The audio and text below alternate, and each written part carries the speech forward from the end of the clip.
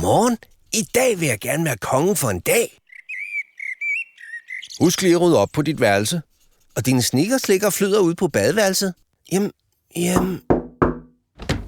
Jubi, bedstefar. Fedt du er. Jeg har en lille gave med til dig, fordi du hjalp mig i haven den anden dag. Ej, tusind tak, bedstefar. Den er cool. Hvad skal vi lave i dag? Nu skal du høre, min dreng. En gang for længe siden, helt i slutningen af 1600-tallet, der levede kong Christian den 5. Og han var den første enevældige konge i Danmark, der kronede sig selv. Han satte sin egen kongekrone på hovedet i Frederiksborg Slotskirke, ligesom du lige gjorde for et øjeblik siden. Og for at vise sin magt, byggede han et kæmpe jagtlandskab i Nordsjælland, hvor han og hans folk gik på jagt efter kronhjorte. What? Hvor blæret!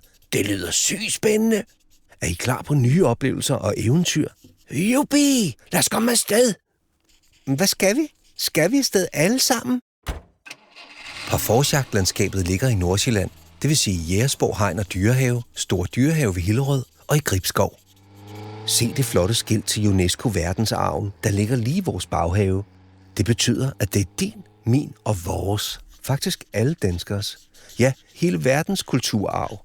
UNESCO arbejder for fred, demokrati og ikke mindst uddannelse til alle.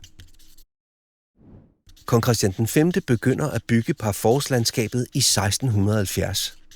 Det er bygget med inspiration fra en dannelsesrejse hos kong Ludvig den 14., Frankrigs solkonge. Det består af 120 km jagtveje og 4.500 hektar skov i et symmetrisk barokinspireret landskab. Det er en vild historie om blandt andet store jagthorn, flotte jagtsværd og ikke mindst en historie om jagt, magt og pragt. Se nogle flotte sten. Hvad er det for noget, bedstfar? Den ene sten er kongestjernen i Dyrehaven ved Hillerød, og den anden er stjernen i Gribskov. Jubi! Nu er vi ankommet til kongestjernen.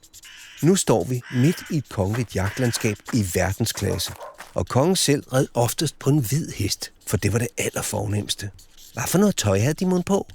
De havde pragtfulde røde og grønne ridejakker, oftest med guld og sølvtråde. Havde de så også hønsehunde ligesom dig, bedstfar? Nej, de havde en helt særlig hunderace, der blev kaldt danske blændinge. De ligner lidt min hønsehund, men de har flere brogede pletter.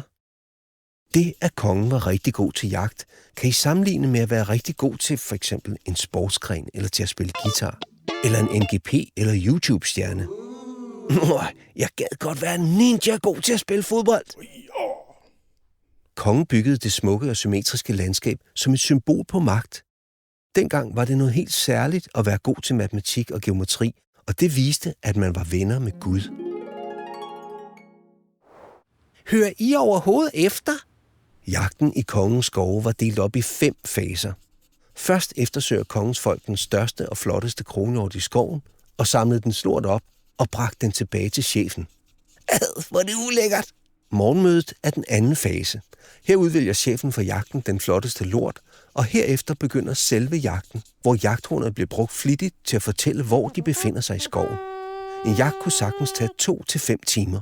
Au, min numse, det er længe til hest. Så nedlagde kongen kronhjorten med sit særlige jagtsværd, en hirschfænger. Til sidst fik hundene deres belønning, og den hund, der fik færden først, fik det allerbedste ben. Juhu! Så er det tid til søsterselfie foran kongestenen. Kommer I herover? Ja, så okay da. Det er da heldigvis en demokratisk iscenesættelse, og ikke som under enevælden. Ja, jeg skal lige afslutte en mail. Sig appelsin! Hvem skal være konge i morgen? I dag lever der mange kronhjorte i Nordsjælland, hvor de har det som blommen i et æg. Vores natursyn har ændret sig, og kronhjorten er mere end nogensinde skovens konge. Bedstefar, jeg tror kronhjorten er et klogt dyr. Jeg synes, at den også skal prøve at være konge for en dag. Eller dronning. Alle konger og dronninger skal ses. Verdensarven skal opleves.